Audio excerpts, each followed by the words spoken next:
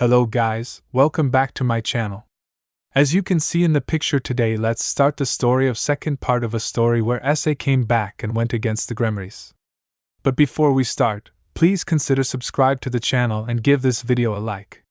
Don't forget to check the description for more informations. Now let's get into the part 2. 3 months later. Kuoh Academy, 9:30 am.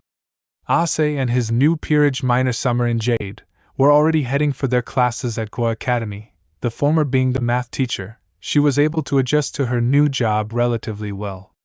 While the latter had a big event as a result, she could not attend school. Additionally, Yuri also joined Kuoh Academy as John believed she would be safe in the DxD world. The students were as follows: John, Issei, Yuri and Vald, Jade and Yang were second-year students, since even with time being passed for this long, they still had a few more months before they become third-year students. Jade was supposed to be the third student since she was older than John, but she and Issei both refused, knowing how much of an annoyance Rias and Aquino would become. According to Surgiches, Rias and Aquino still held a grudge towards Jade, Ingvild and Revel for stealing their essay, and Issei did not want to risk Jade falling into trouble because of them. As for Revel and Ruby, they were first-year students with Ruby accompanying her. But they were having problems as Kaneko often irritated Revel while Ruby tried her best to calm down. Once Issei was informed, he stepped in and Kaneko did not dare to irritate them. He made it clear he did not love her anymore, which made her cry. "Say, are there any way we can get a sneak peek of what will happen to the event?" Yang asked Issei, to which he shook his head and spoke. "Nope, I was asked by her to keep this a secret, Yang, sorry." Yang only sighed in response as Ruby pouted with her, asking, "Why can't you tell us? You already told some other people." "Gabe made me promise to keep it a secret. I was requested to not reveal it to anyone. She wants to surprise you guys and trust me. She promised that it will be good," Issei explained to Ruby. To him, Ruby was almost like a little sister to Issei, and he did not like seeing her sad. But if there is one thing that he learned from John, is that he must never break a promise. "I have even not said to Revel, John or even Ingvild. Only I know about it." Issei explained to Ruby. She could see Ingvild, Revel and John agreeing with Essei's words, making her nod in understanding. She was saddened that Issei or Jade were going to reveal the secret. However, pressing her king was going to get her nowhere, and they did promise her it was going to be good. As Yuri asked, "I wonder what device that brainiac of your sister is going to create?" John responded with a shrug. "I have no clue. Issei and Jade both have kept it under wraps." John understood why Issei was asked to keep it a secret. It has to be really good if it was kept it secret. Speaking of which, how's Rias and her peerage now? She has been keeping track of Issei. If anything, she just doesn't get the memo that Issei is no longer interested right now, especially in her peerage. Ingvild spoke with a frustrated tone as Issei nodded in agreement. "Yep. She has been a headache. Kaneko has been irritating Revel when I am in class. It is really hard to keep her in check." Ruby added, to which Issei asked, surprised, "Wait, she did not back off?" "Nope, unfortunately no. She did for the first few days after your threatening, but soon she recently started." Revel nodded in agreement as she spoke. "Yes, Issei-sama, she is really getting on my nerves. I have been ignoring her. Worse, nobody is stopping her due to her being the school's mascot. I should have figured this would happen. I will speak to Sona about changing your classrooms." Issei spoke with a frustrated sigh as the girls nodded in understanding. John was getting annoyed by the Gremory girl annoying his girlfriend. He knew that Issei would do something about it, cause even his girlfriend was getting annoyed. "Anyways, how are those from Remnant?" John and Issei looked at Yuri, who asked for it, and the duo smiled as Issei spoke with a grin. "When word got out of what we did in Beacon and took down Balder and Krantz, the Beacon students believed that I faked the incident. Despite Alex confirming the deaths to be true, being the idiots they were, they compelled the headmaster to bring us in. We both accepted the fact and we annihilated every last one of those people. We made sure to make an example out of those students so that no one in Vale thinks of provoking us ever again." John added as Ingvild asked, "Did you kill any of them?" "Nope, but we made sure they never became huntsmen or huntresses ever again. Thanks to researching on aura, Azazel made his own aura sealing device that we used on the students. They will never be able to access their aura or semblances. Additionally, they all hated us for ruining their lives, but they could do nothing but weep at what has happened to them. Not to mention, the headmaster thanked us since a lot of them had a high chance of being rogues in the future. Issei responded with a shrug as Ingvild nodded. She knew about the bullying and beat-downs he had faced in the future. Yuri then recollected something as she asked, "Did any of the Arcs come to encounter you?" "Oh, they did, Yuri." John spoke with a sigh as he remembered his sperm and egg donor along with ex-sister Jean, who demanded him to pay for his actions of killing Will's Arc since with Valda and Krantz, they couldn't punish them due to John and Issei's. "Did you kick their asses?" Jan exclaimed with an excited tone, to which John responded, "Yep, Nicholas, Juniper and Jean tried to ambush me, and it did not end well." Issei made quick work of Juniper, shattering her aura before she could use her semblance. She was unable to stop Issei in any way. He made her watch as I personally dealt with Nicholas and Jean. First, I broke Nicholas's aura, followed by breaking his leg and stabbing him in the stomach, leaving him for dead. I followed a dealing with Jean, who actually wanted me dead. Hold up. She actually wanted you dead?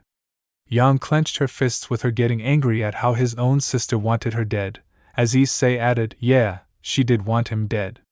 "What king of her sister is she?" Yang growled with anger as Ruby calmed her sister down with her speaking. "Yang, please calm down." Yang took a deep breath. She remembered her promise to Lu Kang and Kuai Liang to keep her anger in check as she spoke. "Sorry, Ruby." "It's alright, Yang, I understand why you are angry, even I am." Ruby spoke with a sad smile as Yuri was equally angered by this revelation as John spoke. "In return, I made sure to cripple her permanently. I did not stop until I saw the fear in her eyes. I knew she and the Arcs may be a problem to my parents in the future, so I tormented her and even broke her back. I am not going to lie." Seeing the despair in Nicholas and Juniper's eyes was pretty satisfying, along with the fear in them. Issei nodded in agreement.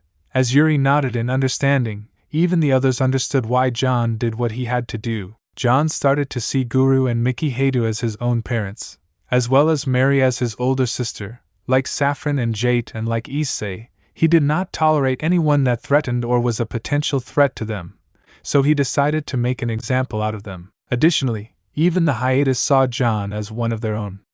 So there was no way John was going to let his former clan harm his parents and his new family in any way. "So will they be a problem?" Ingvild asked with concern, as Issei spoke with a smile. "Well, as long as they don't head towards here, we should be fine. Anyways, how was Jade like working on this event?" Issei spoke with a deep sigh as he remembered her often tending to have lack of sleep, or even miss classes. She often lost track of time, to say the least. She had lack of sleep and her sleep schedule was messed up. I often made sure she was alright whenever she could, looked after her and took care of her, but even then, she still had some mess-ups. That is why I don't want anyone ruining her event, especially not Riaz and her peerage. Issei continued with a worried tone. Even the others seemed to be worried about her well-being. As John responded, "They won't. Hopefully, I can talk to Rosways and maybe she can stop them.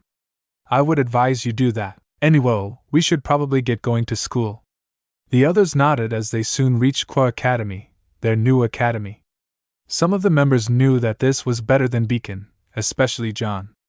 Kuoh Academy, 12:30 p.m. Issei was having a bored expression looking outside of the window. Just now Summer was done with her math class and he was not a fan of math even in the backrooms, and he hated some of the levels that were designed to annoy the hell out of him, like level 92233-720-368-547-75807. Oh man. This is the worst. Issei spoke with an annoyed tone as John looked at him and spoke. "There is nothing we can do. You do know angering Summer is not a good idea." John and Issei shuddered at the thought of an angry Summer. Despite being the king, Summer is not someone you want to anger. They all knew this. She was the mother of the group despite her being the pawn. Soon enough, Envold and Yang also joined in, with Envold speaking. "Hey guys." "Hey Envold, what's up?" Envold spoke with a sigh. "Nothing much. Just ran away from the kendo duo and my fans that just came in one night. They are annoying me. They think that you don't deserve to be involved, especially the kendo duo that has been reinforcing this opinion. Yang spoke with a frustrated tone as Issei gave a sigh. He looked from the corner of his eye, the kendo duo glaring at them. Issei then spoke to his friends. Leave this to me, I will make sure to make them not bother you. Issei got up and walked towards the two of them.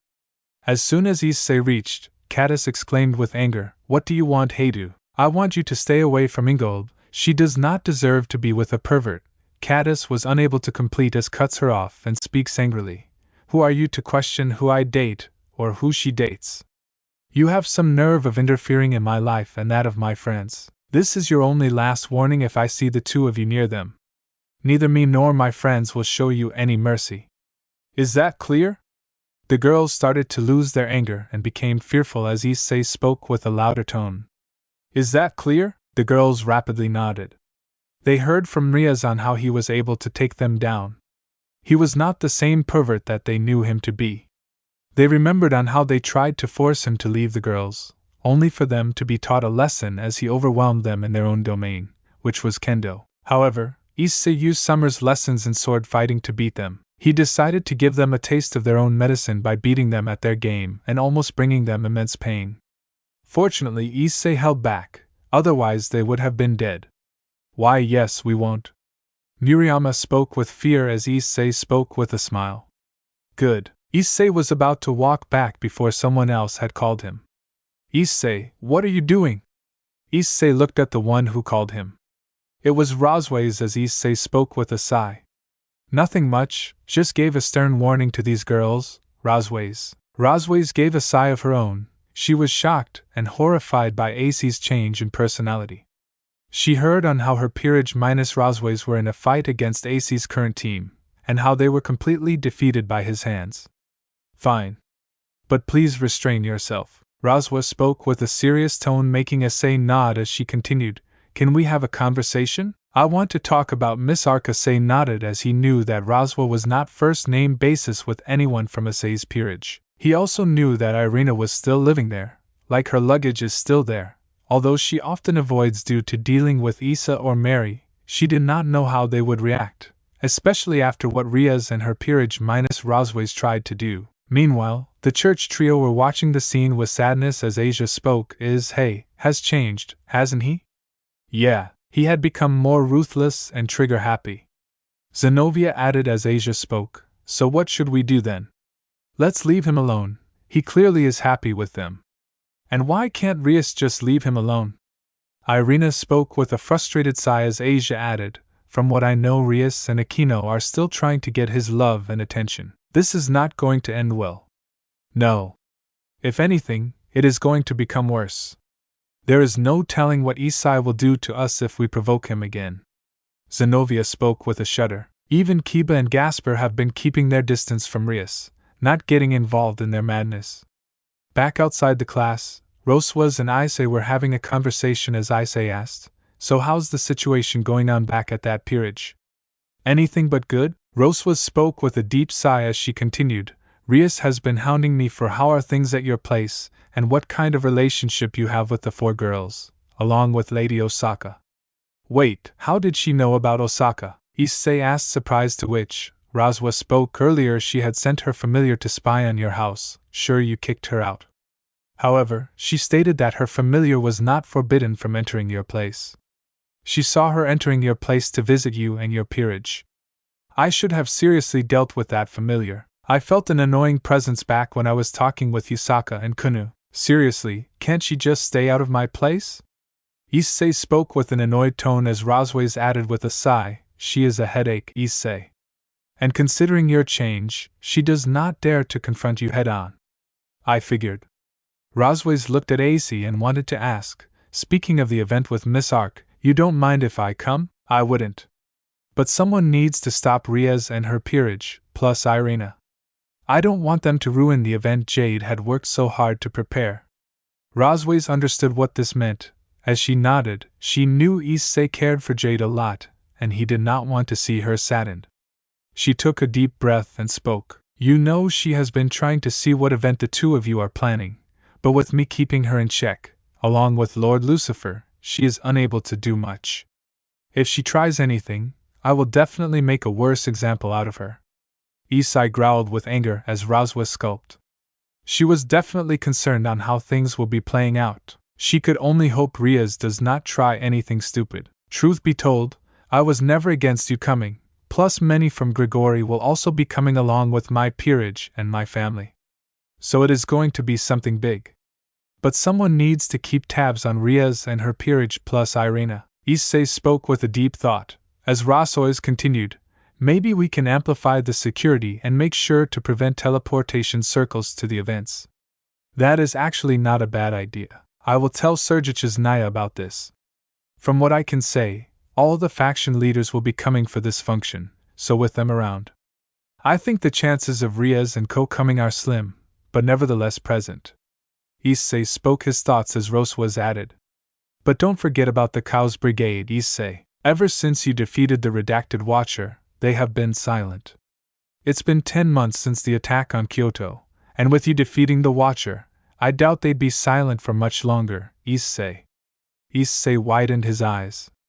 How could he not realize the Khaos Brigade would potentially attack? They have been silent, and that alone should have made him realize that. "You're right, I should have realized that. Those fuckers just know how to create trouble, not getting along with other races and having a damn superiority complex. Worse, according to Kuroka and Arthur, they even planned to betray office." Issei spoke with an annoyed tone. He really hated the Khaos Brigade, as Rosways agreed to Issei's words, as he continued, "That is why she has started to stay with us. It was on Azazel-sensei's request, and let's just say with my body being now composed of Great Red's flesh, Ophis was wary of me. Thankfully Great Red threatened to intervene if Phyllis tried anything, which she did not intend to do."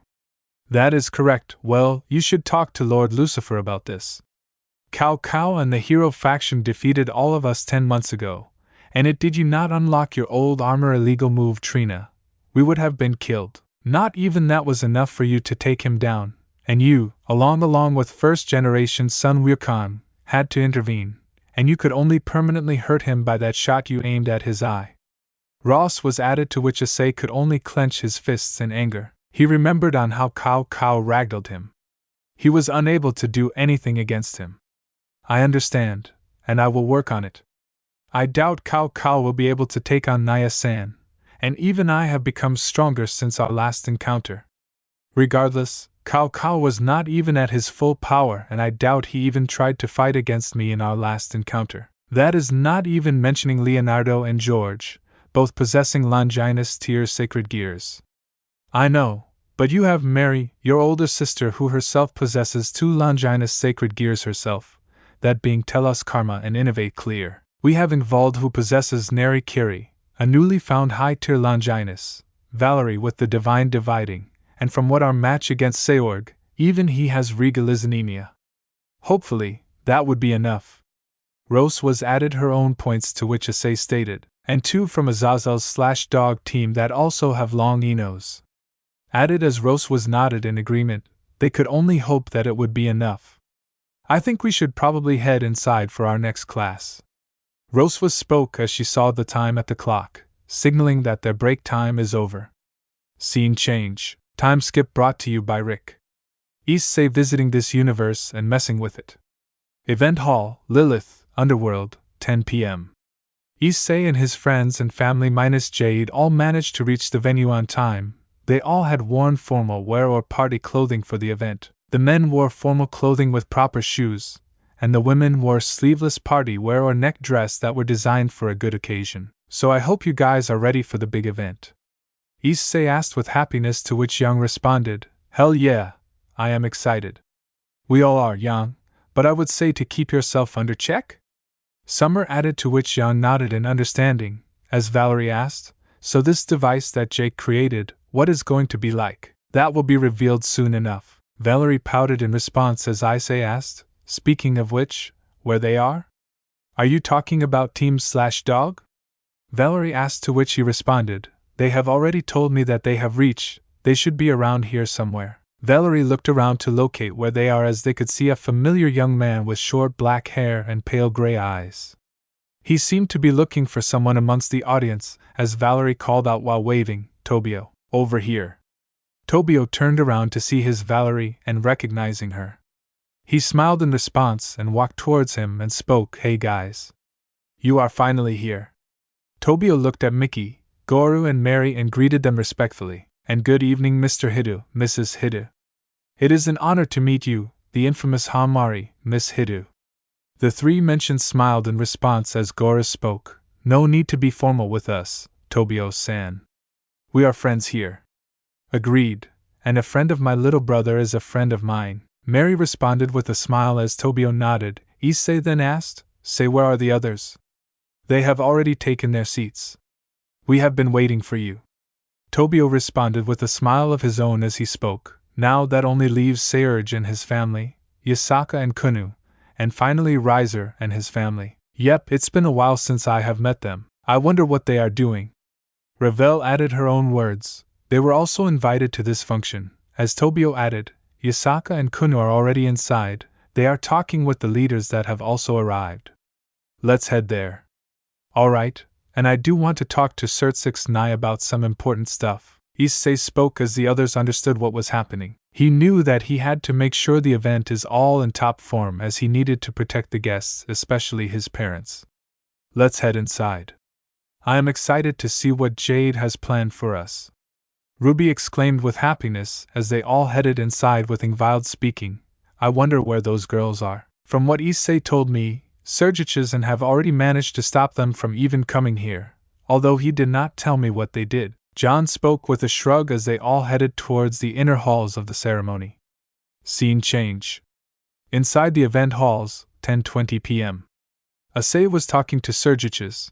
As he spoke to the former Gremorys heir, he understood what the security needed for this event. The reason was that Jade was designing something that if falls into the wrong hands would bring about chaos. The only ones that do know much about it are Ajuka Beelzebub and Azazel, who is guiding here through this project. "I understand. I had a feeling that there is a chance the terrorist attack may happen at this place. It is not the first time it has happened." Sergic has spoken in understanding tone as he added, "Ever since you have come from the Backrooms, you have changed a lot, Issei, I guess." A heavy humiliation from the Gremorys peerage, coupled with literally protecting the lives of yourself and your friends and families from every danger, and a god-level being that wanted me dead can do wonders. Issei spoke with a shrug as Sergiches only chuckled at this. As he spoke, "It is true, I guess. Although, I wanted to know, where are your other friends? They are back in their own worlds, doing their business, and clearing with the issues in their worlds." Sergiches nodded as he spoke. "Well, for starters, the teleportation inside the event halls have been disabled. Only a very strong spell of teleportation can perform that level of teleportation. Additionally, this was the only spell we could come up with on a short notice. After you told us about any possible threats, I understand, it is not your fault. If anything, with you and Lord Beelzebub around, we should be fine." Serzex has nodded in understanding, and if you are wondering where Riaz and her girls minus Roswas are, they won't be coming since Mother put a sleeping spell and put a seal in their rooms till the event ends. So they are not going to be bothering you or your event. Serzex spoke with a smile as Issei nodded and thanked his older brother figure as Serzex then spoke with a sigh. "Although, there is someone that wanted to talk to you. I never thought he would wish to contact you. He wanted to tell you about something." "Who is that Sergix Niacin?" Sergic has took a breather as a teleportation circle opened up, revealing it to be dark blue color. It had a Sanskrit letter 0A and M0. Sergich's had a look of concern knowing who exactly it is. "He is here." The person that revealed himself was a tall, muscular man shown to have 4 arms and 5 golden eyes with only 3 of them open when he's calm. He has indigo skin and black hair. He wears a golden bandana and baggy golden trousers equipped with a blue sash. Also, he has blue tattoos on his wrists and fingers. "Hello, Haidu Issei. It is finally nice to meet you. My name is Shiva, one of the 3 pillar gods. I feel that we will be meeting more frequently due to something I foresaw, so I wanted to give you my greetings." The being spoke respectfully, As Issei shuddered by the presence he was emitting, Dreg then warned him. Partner, whatever you do, do not provoke him in any way. He is the Hindu god Shiva, one of the Trimurti, and the god of destruction. He is far stronger than even me at my prime, Dreg mentally spoke, to which Bell responded with fear, be careful, Issei. You need not fear me, young man, I am just here to talk. Issei looked at Circeus with fear. As he nodded, he knew that Circeus would not let Shiva meet him unless it was not important. Oh, okay. Please speak, Lord Shiva. Issei spoke with fear and concern as Shiva took a deep sigh and spoke with a smile. I know your intentions. Shiva approached Issei. As Issei closed his eyes in fear, he was not sure if his semblance would help him in any way. Even if he had to use that form, maybe he could stand a chance.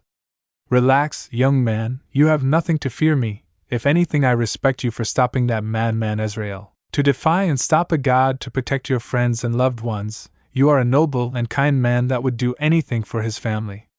I respect and if anything have high hopes for you and your team to achieve great things. Shiva kept his hand on Issei, speaking with a smile. As the latter slowly opened his eyes, Issei knew that Shiva was not intending to harm him or his allies in any way. Thank you, Lord Shiva. Shiva soon kept his hand down as he spoke with a more concerned tone. Before I tell you about what I foresaw, know this, I am not against you and your team's achievements. Issei nodded as Shiva continued. He put his hands backwards as he spoke. This vision I saw recently, almost few hours ago. I normally would never step in, but what I saw made me concerned for the future of not only the supernatural world, but also the whole universe. What is it, Lord Shiva? Issei asked with concern. Even Circeus had a look of worry as Shiva spoke. Young man, what your friend Jade, Teacher Azazel and Satan Najuka are doing, they are opening what I can best describe as Pandora's box, threading into the unknown realms of the universe, and beyond that is something I would warn against. I saw a vision, young man, a vision where several beings that far eclipsed that of even Great Red were being shown, along with their allies and friends. They all had gathered for one final fight against an unknown threat. I was unable to see their faces in any way, but I am here to warn you, young man, from here on out, your life will be difficult after today. But if you are able to pass the trials that has been set for you, you and your friends will achieve something far greater. Shiva spoke with a concerned yet serious tone, however, he ended with a smile. Issei took his words very seriously as he nodded. I understand. I will look after Jade and make sure she remains all right. Along with my other friends. Shiva nodded in understanding as he spoke. Very well then, I shall take my leave. Are you not going to stay here for the event? Shiva shook his head and responded, as much as I would love to, I am needed elsewhere. We will meet again, Issei, that is something I can assure. Shiva teleported away from the scene, leaving Circeus to take a deep breath as he asked, Are you alright, Ice? Yeah, I am. I will probably clean up and settle down at the seat. I will tell Jade once the events end. I don't want to ruin it for her. Circeus nodded in understanding as he was trying to decipher who are the beings stronger than Great Red that Shiva mentioned, and what exactly is going to happen next. However, he decided to keep those thoughts for another time. Scene change. The audience had settled in their seats. The Gremorys family minus Riaz and her peerage were all excited. There was a curtain that had covered something. Issei soon settled next to Ingvald and John, as Ingvald asked, Why did you take so much long? I had some business. Once the event is done, I will let you know on what happened. Soon once this is done. Ingvald nodded as she knew things were going to be interesting. Someone then called out to him, I couldn't. Issei turned around to see Lavinia Rennie, who called out to him. She was a beautiful, buxom young woman with long flowing blonde hair and sapphire blue eyes. Oh hey Lavinia. It's been a while. Lavinia gave a smile of her own as someone else had called out to him. You are not going to meet me, Issei.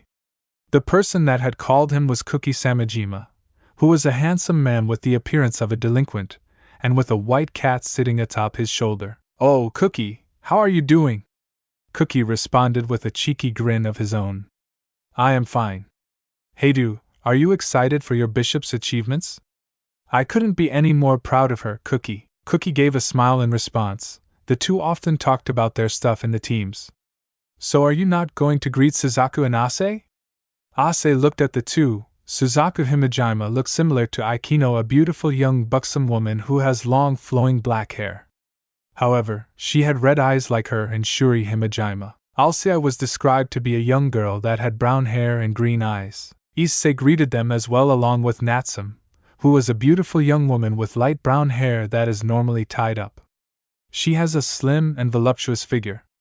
And finally, Shigyun, who was a beautiful biracial young woman of a Japanese and European descent, making her Eurasian. She has long blonde hair that is tied using ribbons and tied in a braid looking a lot like a crown. Her eyes are heterochromic with a blue right eye and a black left eye. Once the event started, Shogun spoke to her friends. Guys, everyone. The event is beginning. We can chat later. Everyone looked excited at the screen as Jade soon walked up to the scene. She did not have her usual appearance. She had her hair well made with a rose attached to her head along with a crown. She wore a blue and white dress skirt which was well embroidered along with a flowing pattern on her skirt. She wore heels which were blue in color. She also wore a hand coverings that were till her wrists. Gabe took to the stage and spoke while taking the microphone. Good evening, everyone. I am glad you all could make it for the big event. I am so happy that you all are here for the big presentation. Jade exclaimed with happiness as many clapped for her. With her speaking, before we begin, there are some people I would like to. That is my king and someone that supported me throughout this project, Issei Hada. Everyone looked at him and clapped for him as Jade motioned him to come to the stage. Both John and Ingvar told him to head to the stage as he walked towards him. As he jumped to the top of the stage, with Jade asking, "You have some words to say, Issei?" Well, I am not going to say much, but I can say that I am proud of what you have developed. Your creation has not only bridged the gap between dimensions and worlds, but you have discovered something else beyond this world. If there is anyone that needs to enjoy this event, it is you, Jade. Issei announced as Jade gave a genuine smile, with him speaking while raising his finger. Although, there is someone that would also wish to talk to you. Our folks from the Backrooms also have some words to say you. This is a recorded message before I begin. Issei brought out his boosted gear 2.0 and a projection was being played. Those that were present and journeyed in the Backrooms recognized the person who was speaking. It was Sonu Blade, their old friend, companion and mentor. Hello, Jade. Although we can't talk, this is a message. Issei told me about this project you are making and words can't describe how proud I am. You always exceeded my expectations when you developed for MEG. The others also were proud of what you were doing, especially your mentor Heinz Bernadette. I would have loved to talk to you and the others, and my thoughts are shared across everyone from MEG as well. They all wish you the best of luck for your future endeavors, and once proper technology is ready, we will one day come and visit you, and that includes all of you as well. Jade smiled in response as she mused, I will be waiting. The projection fell off and Issei spoke, well, I think we should begin. Jade nodded as she spoke, taking the microphone. Indeed, and there is someone else I want to thank. It is my mentors Ajuka Beelzebub and Azazel Sensei. Jade looked at the audience as she noticed the two men handling the technicalities of the project, who both gave a smile on their own, giving her the signal to begin with the project. Without further ado, let us begin. Jade looked at the two and nodded. Azazel pressed a button as the curtains went off, revealing a portal-like device. It seemed to be in a circular shape that had a hollow hole inside of it. Everyone clapped when they could see this as Jade spoke. This is the Super Collider. When I and Issei were on a walk 2 months ago, we encountered a futuristic device that did not belong to this world or the world where I come from. The world of Remnant. Using that device as a base, I was able to develop a device that would connect to the two worlds. Jade explained as Issei sat back at a chair that he had brought out using his pocket as she continued. The Super Collider is a particle accelerator to bridge the gap between dimensions and worlds. To put it simply, it can allow us to possibly travel to different worlds and dimensions far beyond this world or universe. The main idea of this project is to pull people or things from other worlds into our world, and we are going to do just that. Jade activated a switch on her scroll which was in the form of an icon. The machine starts to light up. She has the control of the collider, but the master control is with Ajuka, so as to prevent any malfunction in an event it does happen. Everyone was excited to see what the collider had in store for them. They are eager to know how this machine will work. Jade then continued to speak. Our first test would be to bring an object from whatever world we can find and to see if the machine allowed said object to come without a side effect. Now you must be wondering what side effects have happened. You see, during the initial stages of the object's introduction to this world, the atoms and molecules of that object didn't match. This caused a glitching effect to take place when they landed on the floor. Worst case scenarios, there have been outright explosions that have taken place due to this. The audience seemed to be concerned about this as Jade announced in an assuring tone, but worry not. With the right funding and support, I was able to reduce this from happening with enough trial and error. I can only hope that it does not take place. The audience were captivated to see the machine working as suddenly something burst out of the collider and landed in the middle of the stage.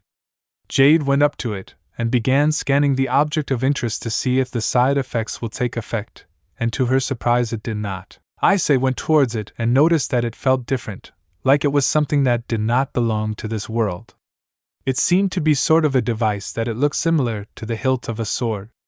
Jade herself was unable to see what kind of device it was. She was unable to figure out how to operate it, and did not want to risk anything by activating the device in any way due to her not knowing what it was.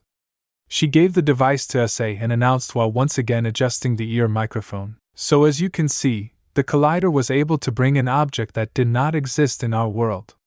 Now you must be wondering, how does an object like this come from another world? Well, by the way, this is designed says it all.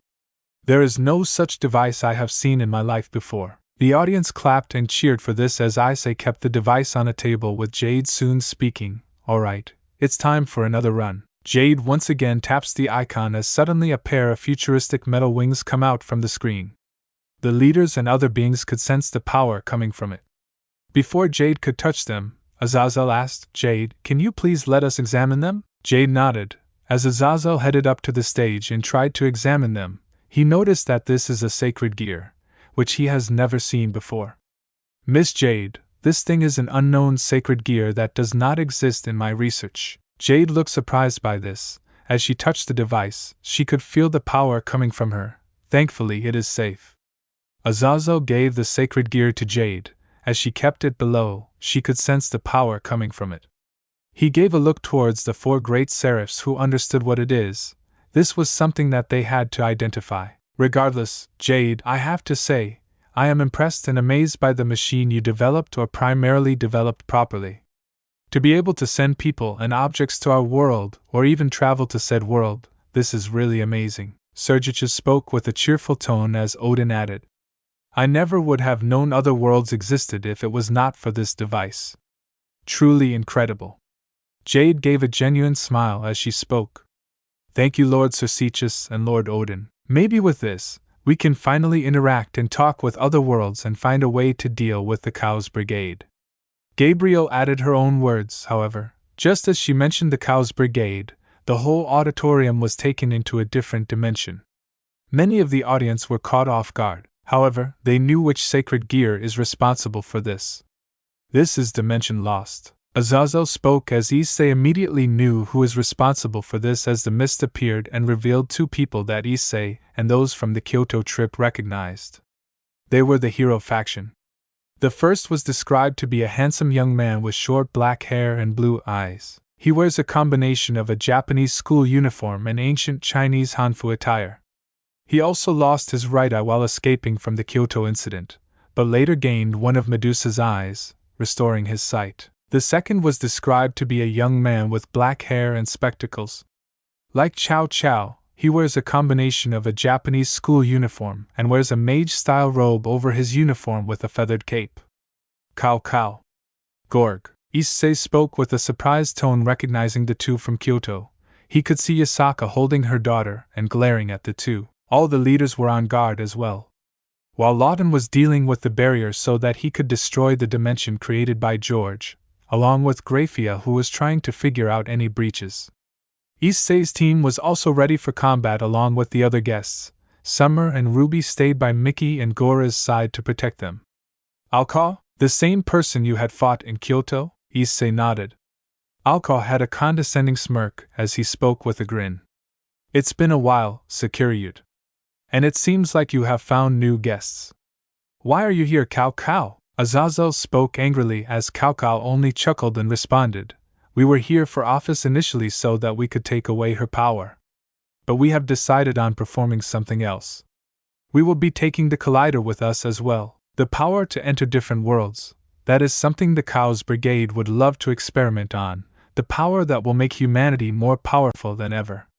Office glared at Cao with anger as everyone knew a brawl is about to break out. Issei immediately got on the defensive to protect Jade as he asked angrily, And what makes you think that we will let you take the Collider? You can't take us all down, Cao. I will, and there is nothing you can do about it. Cao looked at George, who only summoned more mist from his dimension lost as he tried to take it from them. However, Jade completely used her semblance to forcefully shut down the Collider, as she disabled the machine, making it not operable for the time being. As she spoke, You will never get them. In frustration, as George spoke angrily, We will find a way. The building must have some information about the Collider. We will just have to find it. Like I'll let you do anything. Issei activated his balance breaker with John and the rest of his team minus Summer and Ruby joining the fight. However, Cao was not deterred as suddenly the whole area was surrounded with mist, with Yan commenting, What the hell is going on? He is bringing in more reinforcements. Azazel spoke with his guard up as suddenly they were ambushed by the rest of the hero faction members, which included Jean, who took on Jean, as he activated his Ventus armor to block the attack.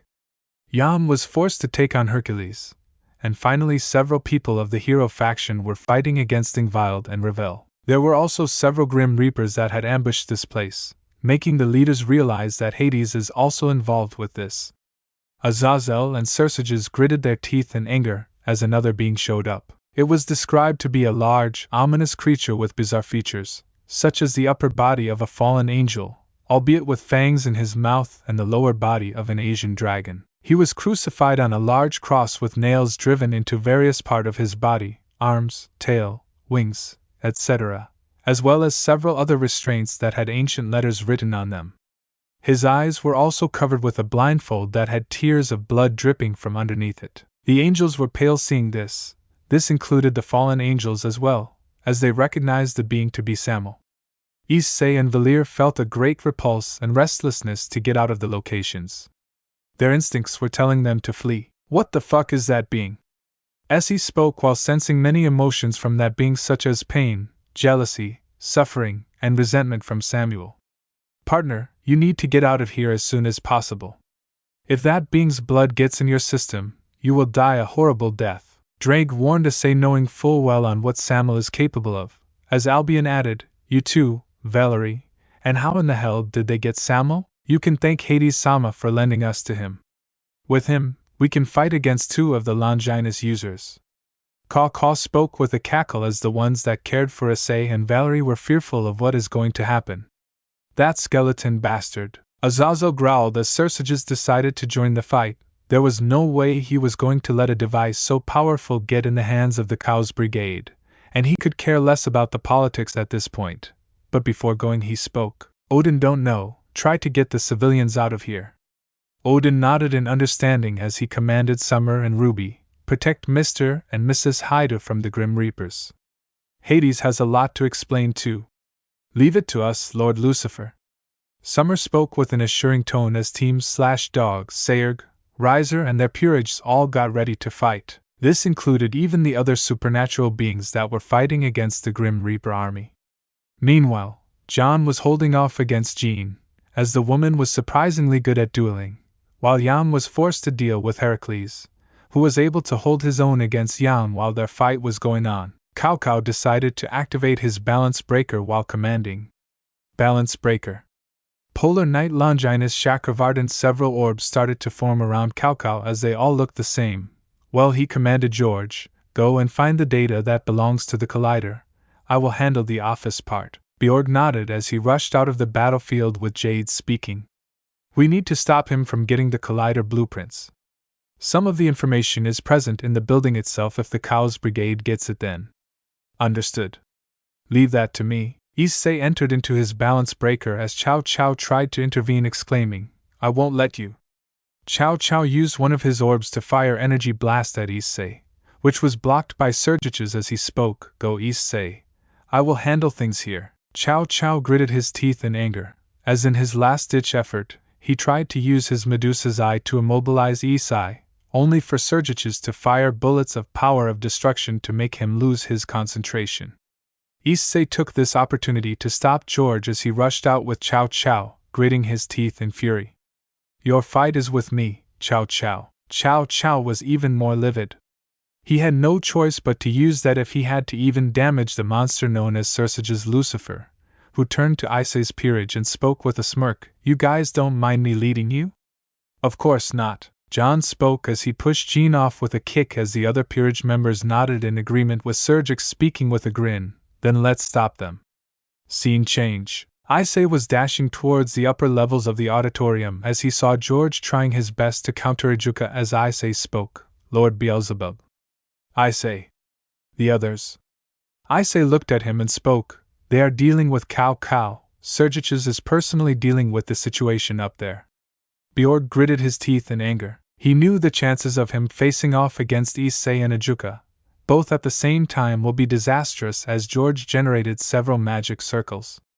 He constantly fired at them with Ijuka using his signature ability, which allowed him to control any magical attack as long as he was able to control it. It was a specialized magic circle. Ijuka used the magic to redirect it at George, who looked in horror. He blocked it with a defensive magic circle only for Issei to ambush from the left side as he gave a punch aimed at the gut, making him cough up. In response, Issei fired a Dragon Slayer magic at Issei, which was easily blocked by Ijuka, as he redirected the magic blast towards Issei. As he looked at Issei angrily before Issei gives him a smack at the head, knocking him out cold. "That should do it." Issei looked at Ijuka and asked, "But even then, how were you able to redirect the attacks back at him?" Ijuka explained with a smile, "The ability I used was Kankara formula. To best explain it, all the phenomena and abilities in the world have both rules and laws to them, which he was able to get an answer to by filling in the equations. In the past, he said that earlier on his life, he had an interest in calculations as a child, and so his demonic powers became specialized in those areas. It allowed him to take complete control over the demonic powers of devils from the old Satan faction, redirected, and defeated them during the Devil's Civil War. I have heard of that incident. That was how you managed to win against the satanic descendants 500 years back, right?" Ijuka nodded as he spoke. "Indeed, as long as I am able to my demonic powers to fill in the calculations of the natural phenomena. By using a specialized magic circle, I am capable of affecting the outside world in various ways.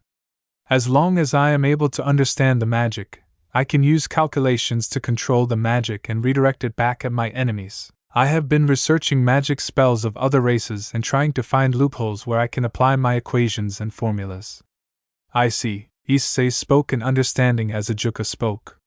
"We need to delete all the data that Jade has stored here about the Super Collider." "Wait.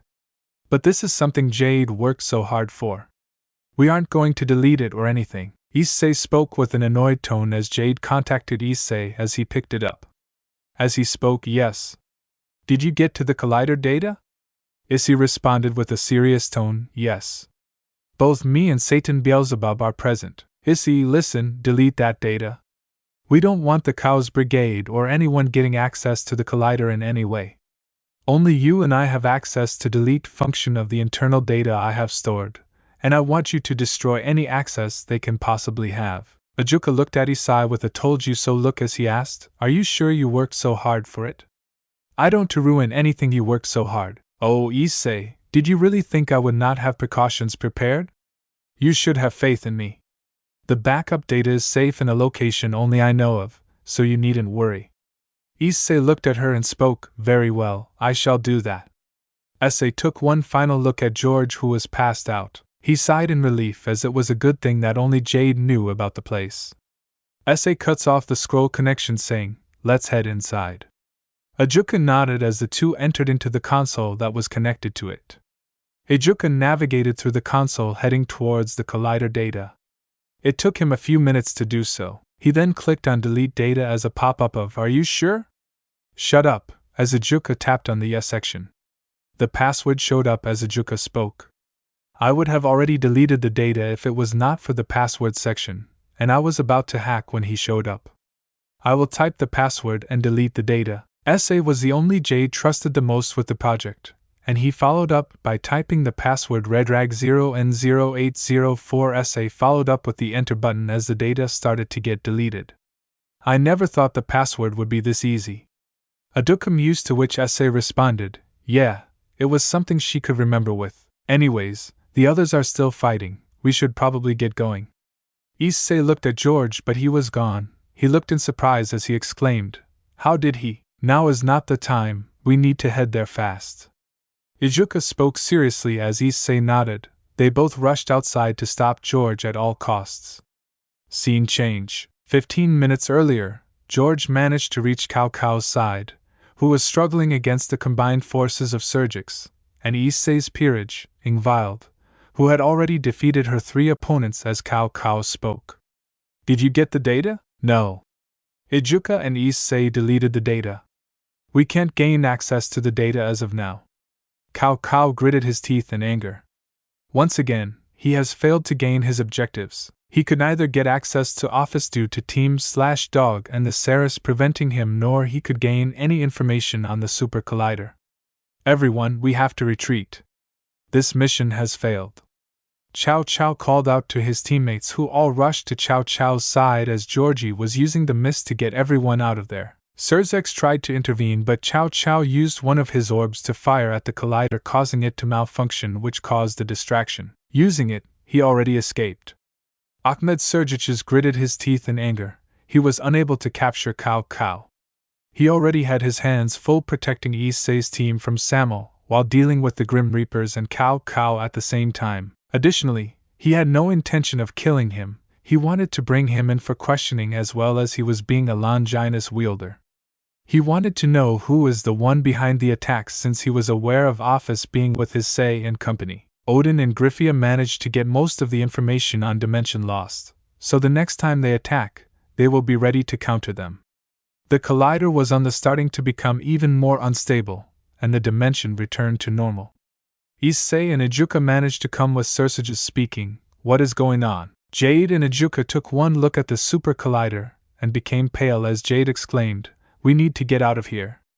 Everyone immediately teleported out of the theater using teleportation circles created by the leaders and strong magic users amongst the group. They were also able to get the stuff that the Collider summoned. Once they were outside, they looked at the theater. There was a massive explosion that took place with Sergiches and the leaders applying barriers to prevent. "Is everyone alright?" Everyone gave a nod as Issei looked at the audience. Everyone had made it out alive. His own family, his peerage, the Gremorys family minus Riaz and her peerage, Ros was, the faction leaders, the 4 great Satans, the Phoenix family, Sayerg Baal and his mother, Riser's peerage, Sayerga's peerage, Azazel, Shemazai, Team/Dog, Valerie Lucifer, the 4 great Saras, Yuri Winterflake and Kunu. At least we all made it in one piece. Never thought the Khaos Brigade would manage to know about Remnant and other worlds. Azazel spoke with a sigh, knowing what would happen next, as everyone pondered on how things will be taking place next. Scene change. Unknown location, 12:30 a.m. A man was smirking seeing what was happening. He has the appearance of a middle-aged man in his 40s with dark silver hair and hazel eyes. He looked like Valerie, albeit with shorter hair and a beard. He possessed a bottomless and creepy aura around his body. He wore the same male Lucifer attire as Sergix, although colored in silver. He was surprised by what he witnessed, and it intrigued him from the spy magic circles he had installed. The world of Remnant, different worlds. Just imagine the amount of despair and chaos he could bring about in those worlds. Forget bringing chaos in one world, he now wants to bring it across different worlds. Now how he was able to get spy magic circles into the event hall. That answer will be revealed soon enough. Euclid, come here. The man called for one of his allies as soon enough a man teleported into his room. He was a young handsome-looking man appearing in his early 20s with silver hair that is tied in a braided hairstyle. He wears a silver robe.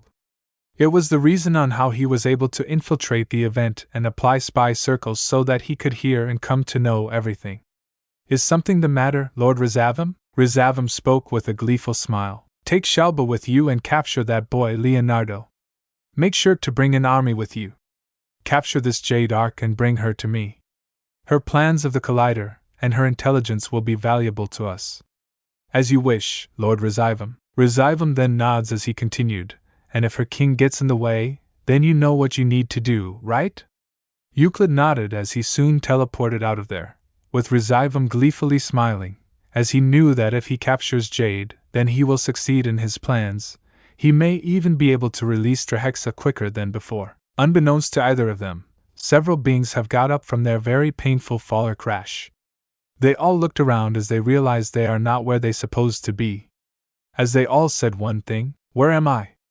Issei looked at his friends and family and asked, is everyone okay? Cersicus looked around as he spoke. Well, no one's harmed, so that's a good thing. But I have a feeling that it is far from over. The Khaos Brigade knows about the Collider, and they would want anything in their power to obtain it. Odin spoke with a worried tone, as Jade spoke with a tone of assurance. Don't worry, Lord Odin, the data is with me, and only I and Issei know about this. Ijuka nodded in agreement, as he spoke. The less people know about this, the better. Many nodded in agreement, as Mary speaks. I will take Mom and Dad home. It would be wise that they don't get involved in case an attack does happen. Gora and Mickey weren't happy with this, as they protested. No, Mary, we aren't going to leave our son here. Gora angrily responded as Mickey nodded in agreement as Mary spoke with a tone of assurance. We don't need to worry about Issei. He has got his team and the leaders to back him up. He will come back fine. Mary's words did not sit well with his parents as Cersei walked up to them and spoke with a tone of understanding. I understand your concern, but know this, I will make sure he and his team survives, plus they have each other's back, don't they? John walked ahead and spoke. You can count on us, Mom. Nothing will happen to Issei while we are around. Issei's peerage nodded in agreement as Mickey sighed in relief as she spoke. Take care, all of you. Mary and the rest of the Hyadas teleported away, leaving Issei alone as he muttered, at least they are all right. So what now? Azazel spoke with a sigh as he continued, this project was worked for months and it exploded with the Khaos Brigade wanting to create something similar. This is bad. With terrorists knowing about this weapon, sooner or later they will attack the underworld again. So what do we do now? Jade asked Issei and the four Satans, as Sergius was about to make a decision when suddenly Grafia got a message gaining everyone's attention. What? I will let him know. Grafia closed off the communication as Sergius asked with concern. What's the matter, Grafia? Grafia shook her head and spoke. No, it is not. Thousands of devils, fallen angels and other supernatural beings have attacked the Agar's territory. This includes magicians along with vampires. Grafia spoke with worried tone, with the leaders becoming surprised by this. The vampires have not been involved at all, and now they are attacking them. Surely the Khaos Brigade has been actively recruiting other races to join them. However, before they could even do anything, magic circles opened up. Soon enough, a whole horde of devils and other supernatural beings also come to this location. Grafia becomes wide-eyed into seeing who was in front of her. It was none other than her younger brother Euclid, with even Cersei was surprised at who they were facing. Meanwhile, Issei was also being surprised, looking at a handsome man dressed in black armor with a cape. He had long brown hair that goes to his hips with many bangs covering his right eye. Sholba? Issei muttered with surprise as those that knew who he was were genuinely surprised, as John asked, Shalba? But didn't you kill him when you went berserk on that nun's presumed death? Issei nodded as the Euclid soon walked forward and spoke. Greetings, people of the factions and those from the world of Remnant. I am Euclid Lucifuge. It is finally nice to meet all of you, including the one that slayed the redacted Watcher. Euclid spoke looking at Issei as he glared at Euclid, wondering what he wanted. Euclid then continued. If you are thinking, yes, Grafia is nothing but my treacherous older sister, Euclid declared as several looked at Grafia, who was silent. Cersicius gave them a look that he will explain later as he turned to Euclid and spoke. What do you want, Euclid? Euclid pointed towards Jade as she became wide-eyed, with Issei and John becoming defensive along with the rest of his peerage. Her. That is who I want. She will be vital to Rizevim's plans of recreating the Super Collider. Once we see her memories, we will know everything. Jade angrily retorted as she spoke. And what makes you think I will want to work with you? Euclid wags his finger and responds arrogantly, You don't have a choice, girl. Everyone attack. The supernatural beings affiliated with the Khaos Brigade start to unleash a heavy magic blast as the leaders create a barrier to protect those present in the party. Raythea was still trying to process. Her younger brother had turned to being a terrorist. Surzex took a glance at his wife before clenching his fists. However, he took a deep breath to calm himself down as he speaks, turning to the others. This is bad.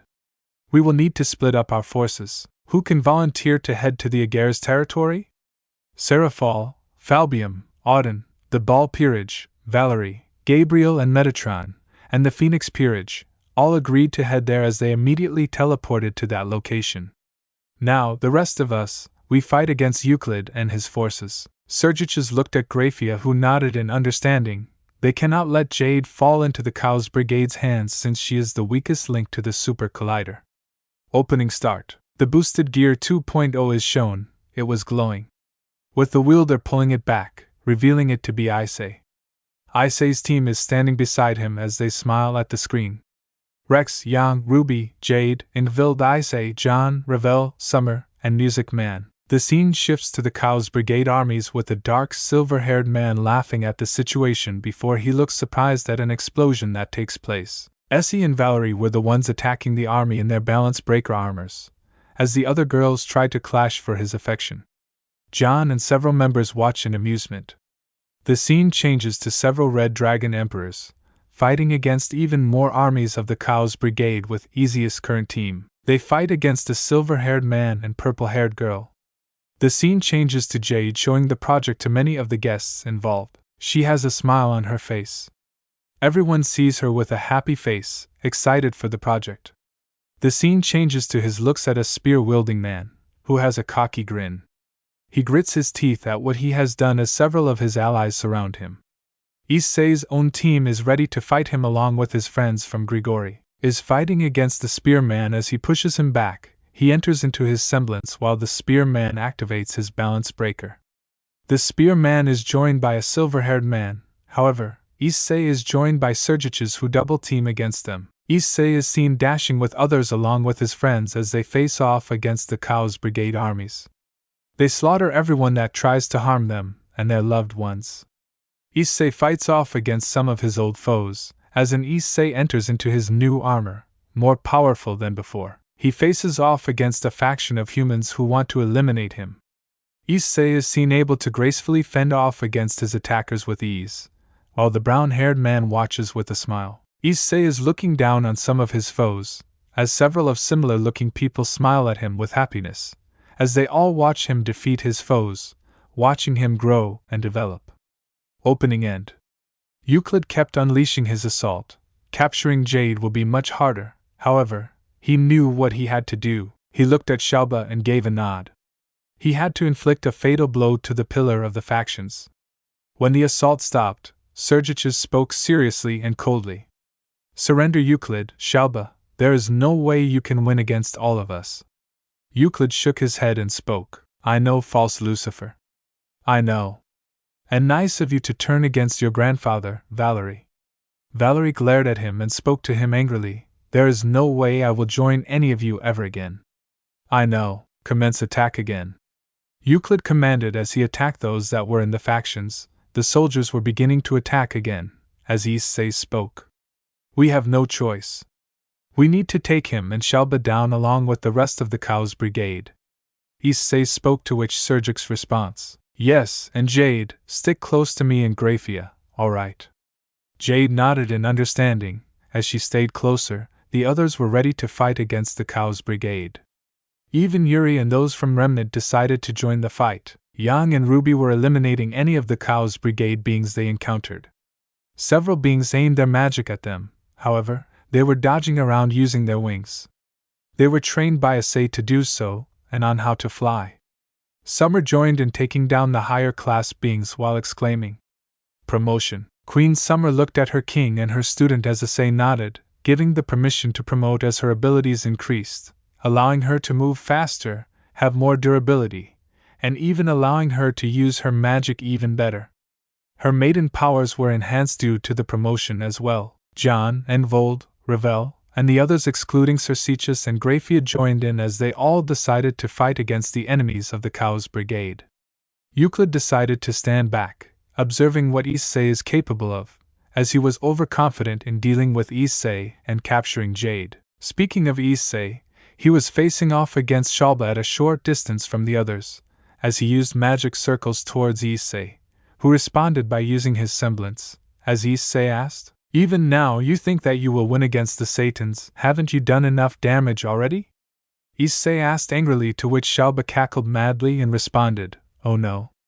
No. No. Red Dragon, that is no longer my intention." Shalba then spoke with madness as he continued a curse. "This is a curse. I shall become the poison who will devour the underworld. Those devils who decline me. I have no business with such an underworld. I don't care about them anymore. I don't care about the authority and possession of the underworld anymore. This Shalba Beelzebub shall use his last bit of power to destroy the underworld together with the monsters." Shalba brought out a person that was familiar with Issei as he saw a short, dark-skinned young boy with gray-blue hair and purple eyes. Like other members of the hero faction, he wears a gakurin with a long coat on top of it. "Leonardo. You brought him?" Shalba grinned madly as he spoke. "Yes. And now, Leonardo, use Balance Breaker." Shalba used a mind-controlling spell on Leonardo as he cried in pain. Suddenly magic waves were being surrounded as several beings were being summoned to the ground. They were Bandersnitch and Jabberwocky. This creates 12 anti-monsters measured to be 150 meters tall, named the Bandersnitch, also known as Great Demonic Beast, which can create smaller copies of itself, and one anti-monster measured to be 200 meters named the Jabberwocky, also known as Super Demonic Beast. The Jabberwocky was teleported to the other side of the underworld, while the Bandersnitch was present with them. The Bandersnitch immediately started to attack the leaders as the 4 Satans and the remaining leaders joined to fight against the armies. Circetus stayed back to protect Jade along with Graphia, dealing with anyone that came close to them. Issei was facing off against Shalba. If there is any chance he can rescue Leonardo from his control, he could hopefully end the battle. The problem is, Shalba was not an easy foe. Shalba used all sorts of magic circles to deflect against Issei, as he shouted, "Take my judgment, you accursed dragon." Shalba unleashed a magic circle generating a horde of bees, as he commanded the bees towards Issei, as Drake spoke mentally. "That's Beelzebub's signature ability, King of Flies. With that he can command flies to attack his opponents, mostly insects that is." Issei nodded as he retorted, "Shame, cause bugs are weaker to fire types." Issei used his semblance, transforming into his dragonite forms as he started to breathe flames onto the flies, burning them to a crisp. Additionally, it started to even affect Shalba, who used his magic circle to defend himself, gritting his teeth in anger on being on the verge of defeated a second time. Using the opportunity, Issei quickly brought out his shotgun and teleported to Shalba's location as he turned around, but before he could react, bam! Issei shot Shalba with a shotgun, blowing up half of his left arm, making him grit his teeth in pain. He kept his distance. He responded by using a burst of elemental magic comprising of fire, water, wind, lightning, rock, earth, and dark magic as he fired at Issei, who only dodged the attacks as he made sure to not let any of his allies hit. For someone that is prideful, you have an amazing pain tolerance, fighting with only an arm. Issei spoke with a bit of a praise, as Shalba shouted in response, "Shut up. You don't know a thing about me. I will destroy everything you cherish, including the children of the underworld." Shalba shouted madly.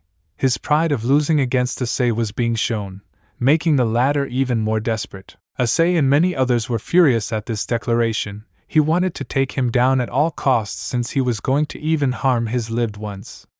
Shalba, on the other hand, became desperate, and having no choice, he brought a vial as Issei became on the edge. It was a vial that contained black liquid, as the latter recognized it to be Samuel's poison as he spoke.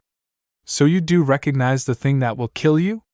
Shalba spoke with a mad grin as he immediately teleported to Issei's location, forcing him to go on the defensive as he brought out the syringe and connected the vial to it. The reason he did not throw it was because Issei would just easily dodge it.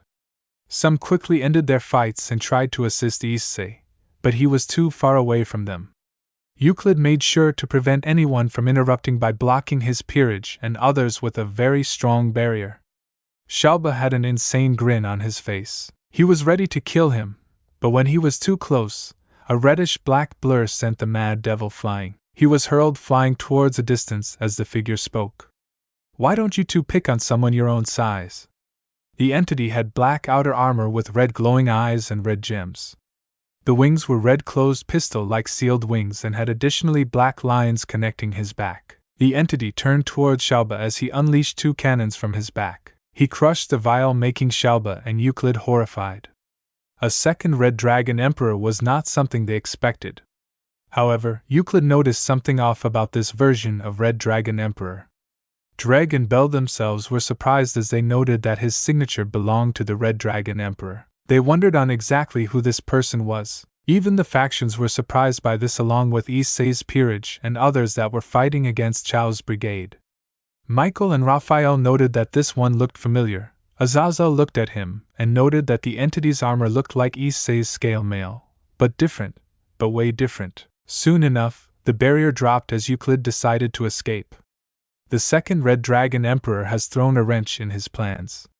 The aura felt familiar to him as he decided to report this to Rizevim. Once he was out of there along with Leonardo, Issei's peerage headed to his location in worry, as Summer asked. Are you okay? Issei nodded as he asked. Yeah. Issei watched in surprise as he looked at the other Red Dragon Emperor. The others also soon followed as John asked, Why is there another Red Dragon Emperor?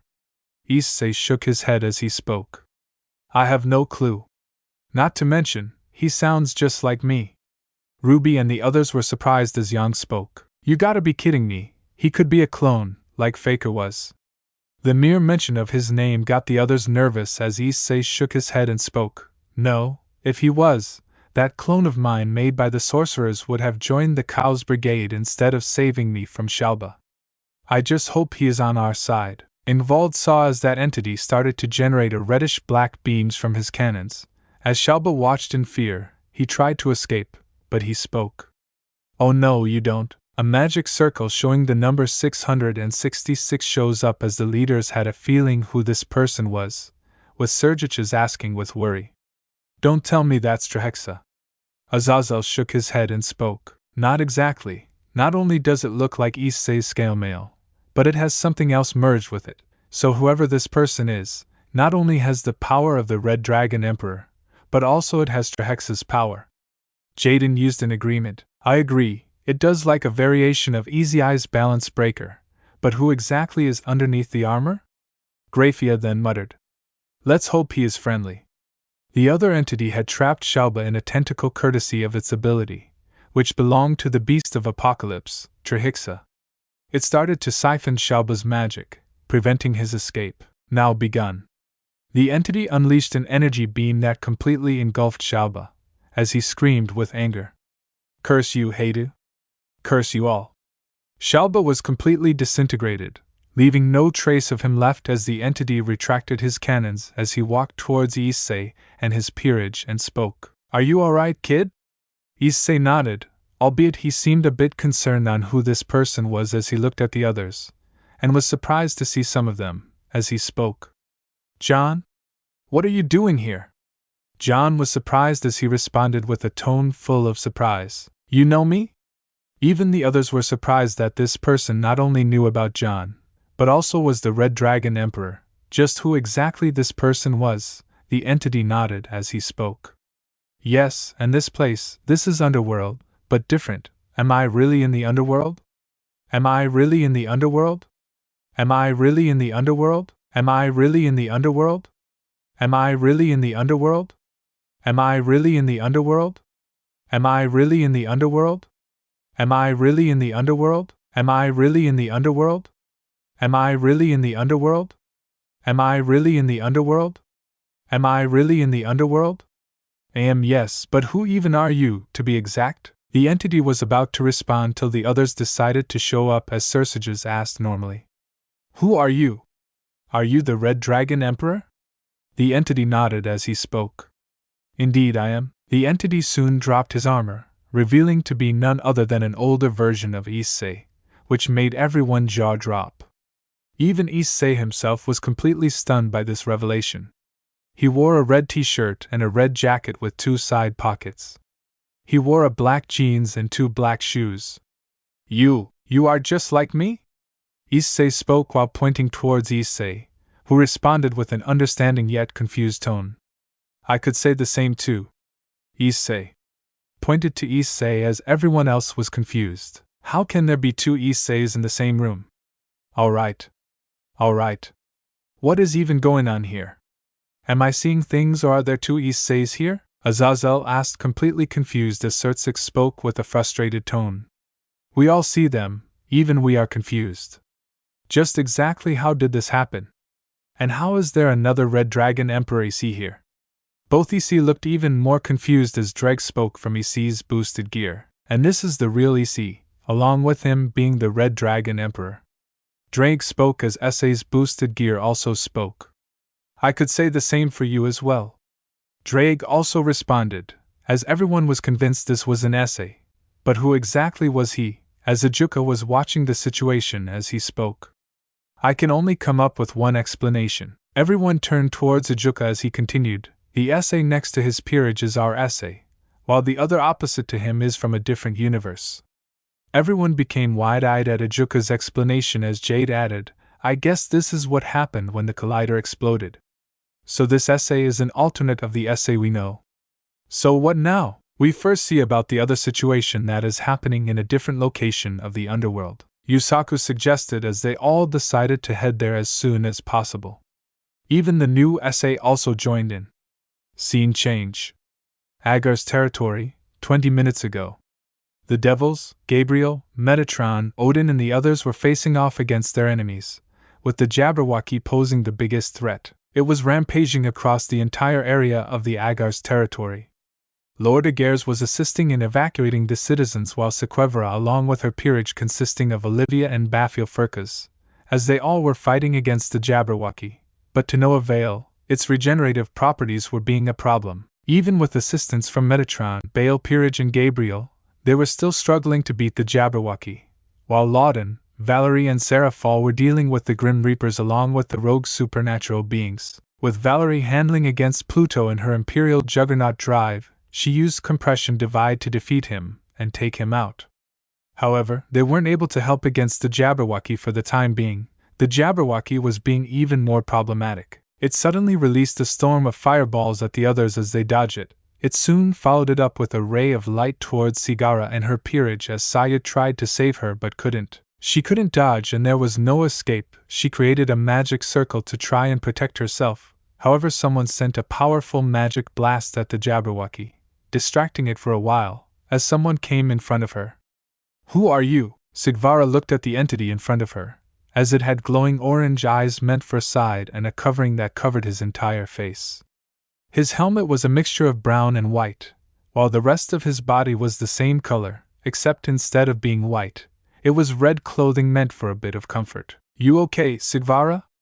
Sigvara nodded as the entity looked at the Jabberwocky as he coldly spoke. Is that the best you can come up with, Rizevim? Pathetic as always. The entity jumped up in the air as he knew exactly on how to deal with the Jabberwocky. He followed it up with 2 dragon shots using the boosted gear in his hand, shocking everyone that witnessed this. It was a Red Dragon Emperor. But how can this be? How is this possible?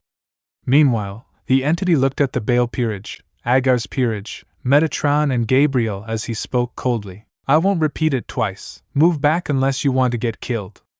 The cold voice of the entity made them shudder. As they backed away, he soon started to generate flames as he burned down the Jabberwocky. Those that were in the Great War recognized those flames. Those were Drake's flames.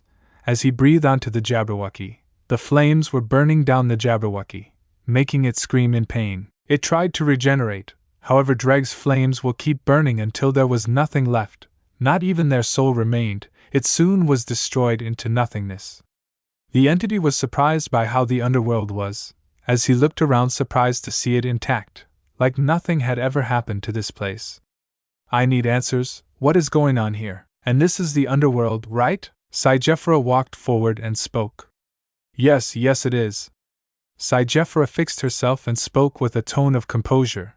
But who even are you?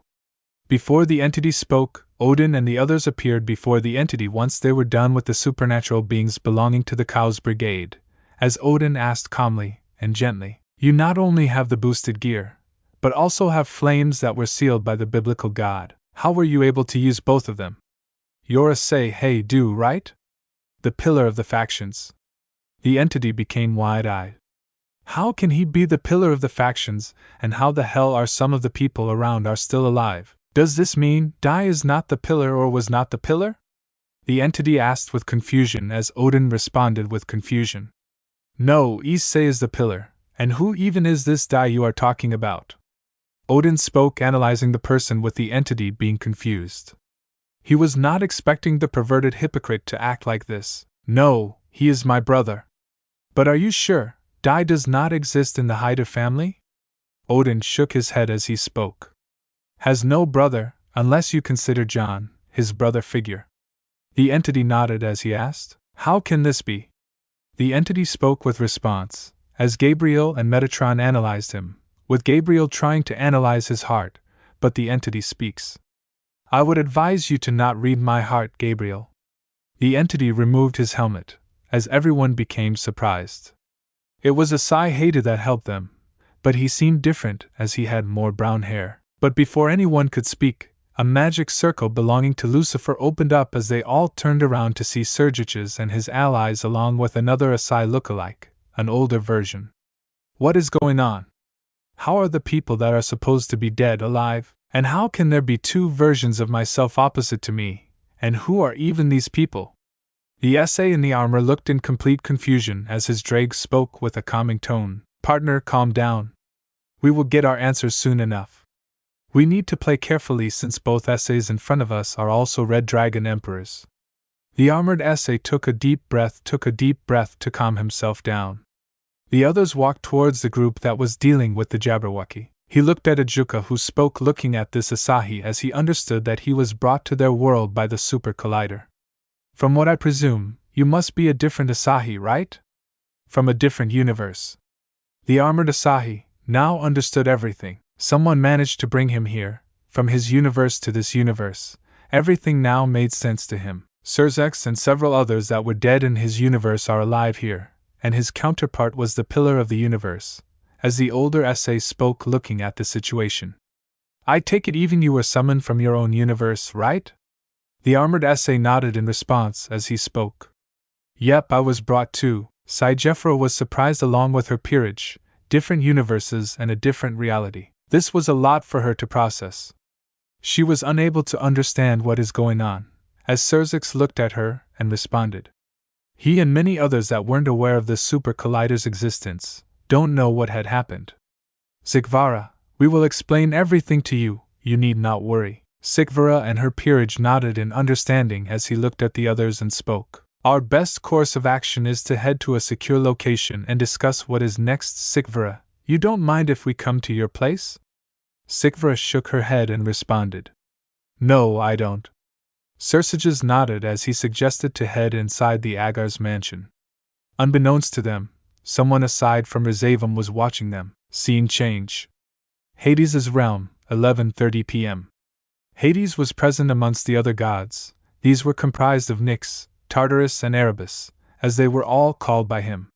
Since Jade's actions were informed to them by Rizevim, this was unacceptable. They did not know what lied on the other side of different worlds, and that could be a problem to their way of living. Additionally, he had borrowed them Samel, since this would eliminate the threat known as Issei Hayadu.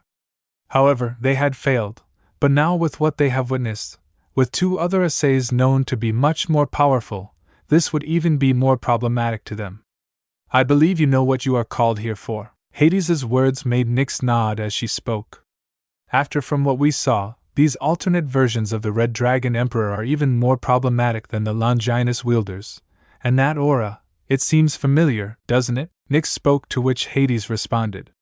Indeed, the aura belonging to the Red Jacket Issei was of Trihex's. This meant that the Issei of that universe managed to even get the Beast of Apocalypse to his side. He is a threat that needs to be dealt with.